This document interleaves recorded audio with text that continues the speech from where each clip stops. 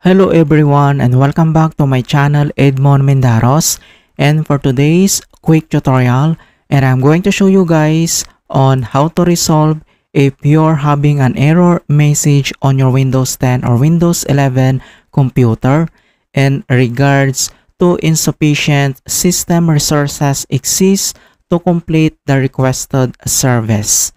Kung paano ba natin ito i-fix, and without further ado, and let's go ahead. So all you have to do is to open up on the search menu, and dito sa search for apps, so kailangan mo lang i-type dito yung registry editor, and then kailangan mo lang mag right click and select mo lang dito yung run as administrator. If you receive user account control, and then i-click mo lang dito yung yes. And dito sa registry editor, so ang next step ay kailangan mo lang i-select dito yung HK local machines. So, double click ka lang. And next step, kailangan mo lang i-select dito yung system. So, double click ulit dito sa system. And dito sa system, ang next step, kailangan mo lang i-select dito yung current control set. So, double click ulit dito. And dito sa current control set, and then i-select mo lang dito yung control, and then double click ka lang. And dito sa control, ang next step ay kailangan lang natin i-locate at hanapin natin yung session manager. Okay, to scroll down, and then makikita mo na dito yung session manager, and then kailangan mo ulit mag-double click. And dito sa session manager, ang next step ay kailangan lang natin i-locate dito yung memory management. Okay, so ito siya. So dito kailangan mo lang i-select yan. And then dito lang sa right side ay kailangan mo lang i-locate yung poll usage maximum. Okay? So kapag wala kang makitang poll usage maximum dito, so ang gagawin natin dito lang sa blank space area, so kailangan mo lang mag right click and select mo lang dito yung new. And then dito sa key, select mo lang dito yung dword 32-bit value.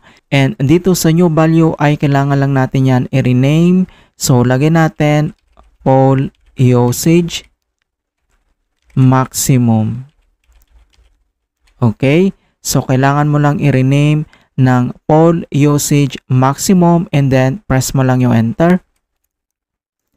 Alright? So, once na press mo na yung enter, and then kailangan mo lang mag-double click. And dito sa kanyang edit dword 32-bit value, dito lang sa value data ay kailangan lang natin i-change yung 0 into 60 or 60, and then dito sa base ay kailangan mo lang i-select dito yung hexadecimal, and then click mo lang dito yung OK. Alright, so after dito sa poll usage maximum, ang next step ay kailangan mo lang i-select dito yung page poll size. Okay, ito siya. So kailangan mo lang i-select yan, and then double click ka lang, and then dito sa kanyang edit dword 32-bit value, and dito sa value data, yung 0 ay kailangan natin yan i-change into F. Okay? So, lagay tayo ng 8 na F. So, 1, 2, 3, 4, 5, 6, 7, 8. And then, once na ilagay mo na, and then, iselect mo lang dito yung hexadecimal, and then, click mo lang dito yung OK.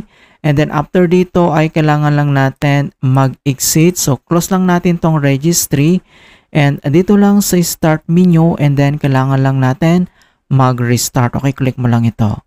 Alright, so ganun lang po kasimple on how to fix insufficient system resources exist to complete the requested service in Windows 10 or Windows 11.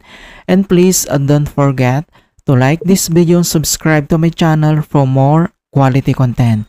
Thank you guys, and see you in my next tutorial.